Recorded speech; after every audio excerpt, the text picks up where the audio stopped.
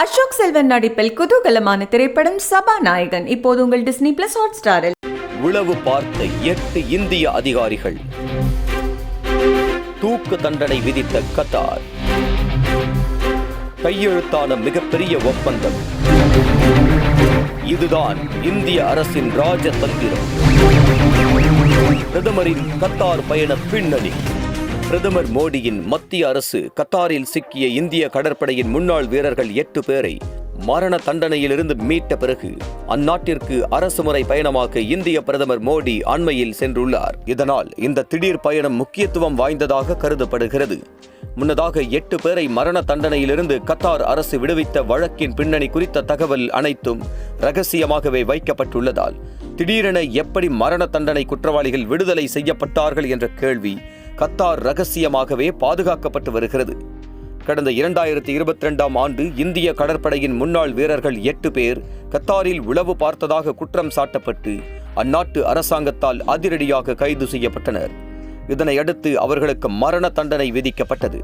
இது இந்திய நாட்டினரை அதிர்ச்சியில் உள்ளாக்கியது. இருநாட்டு உறவில் விரிசல் என செய்திகள் வர தொடங்கியது. அதனை உறுதிப்படுத்தும் வகையில் இந்திய வெளியுறவுத்துறை முயற்சித்தும் தண்டனை குற்றவாளிகளான இந்தியர்களை மீட்க முடியவில்லை.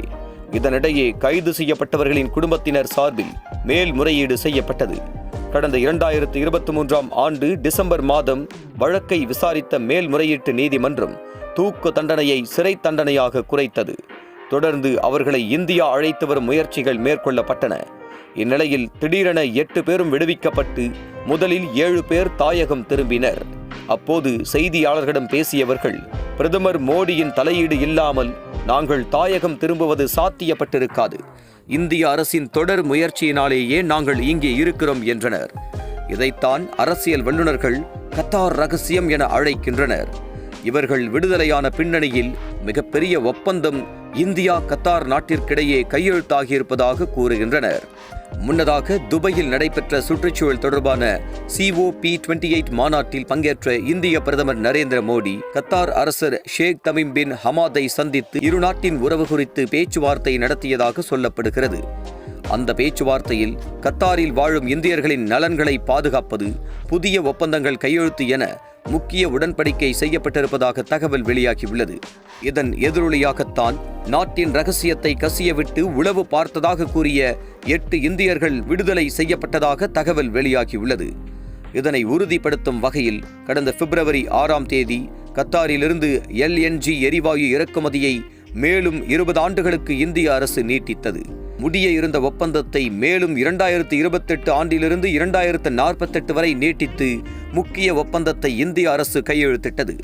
இந்த 6.5 லட்சம் கோடி ரூபாய் மதிப்பிலான ஒப்பந்தமானது இந்தியாவின் மிகப்பெரிய LNG இறக்குமதி நிறுவனமான பெட்ரோநெட் LNG லிமிடெட் கத்தாரின் அரசாங்க நிறுவனமான கத்தார் எனர்ஜியுடன் சேர்ந்து செய்துள்ளது. இந்த ஒப்பந்தம் தற்போது இருக்கும் விலையை விட குறைவு என்பது குறிப்பிடத்தக்கது.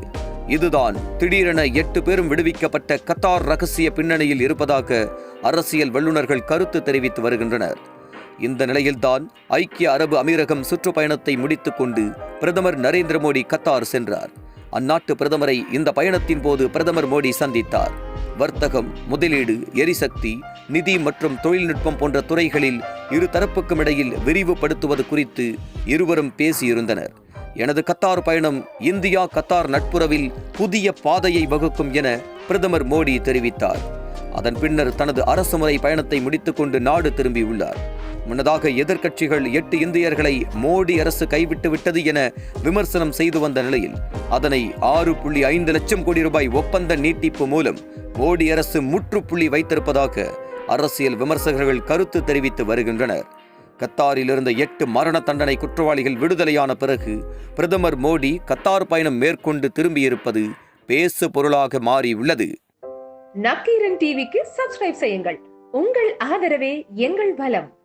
ஆசிரியர்களுக்கு நண்பனாகவும் மாணவர்களுக்கு ஆசானாகவும் திகழும் தேர்வு வழிகாட்டி. ஒவ்வொரு பாடத்திற்கும் அனுபவமிக்க ஆசிரியர்களின் துல்லியமான தெளிவான விடைகள். CNC இருக்கு, தேர்வு பயம் எதற்கு? இது தீரன் பப்ளிஷிங் ஹவுஸ் விற்பனை வெளியீடு.